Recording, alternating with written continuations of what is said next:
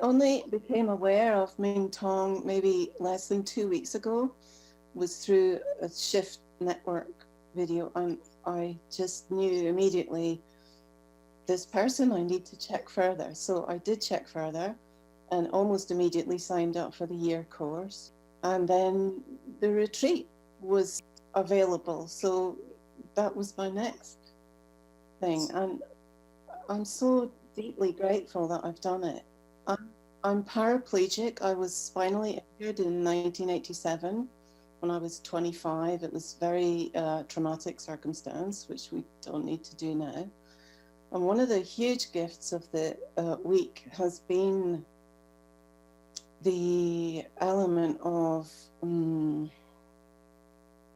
that we really can let go of our stories. You know, I've long been interested in letting go of my stories, and I have a really particular set of challenges that bring me face to face with it every day, in that I don't feel my body below the waist, and so I use a wheelchair. And at the moment, and for the last couple of years, I've struggled with like pressure sore on my sitting bone. So that's why I'm lying down. It's not that I'm ill, I'm wounded, if you like. But I'm actually more well than I've been in years. And that almost led me to find this and be here with you all now and speaking intercontinentally through my screen, because I had a real insight that I needed to strengthen my body. So because I'm 56 and, you know, I've been through illness and I have this disability, there's kind of an expectation at this point to deteriorate. And I'm not that interested in being here. At one point, Mingtong, you said, you know, unless you're not interested in being human, and that's a different story. And that really brought tears, because I've spent quite a lot of time not being interested in being human, because it's hard. It's really hard.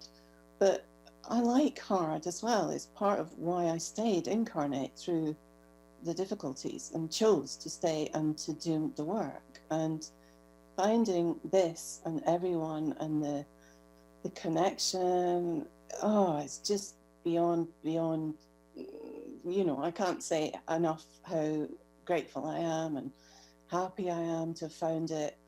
I was really happy to find a measurable, like my healing warrioress was back in full force through this week. I was deeply challenged, and I knew I would be, and I was frightened of how challenging, because when I start to work to clear, it's really intense, and I was frightened. But what I've found, the support and the knowing, the trust that I can feel.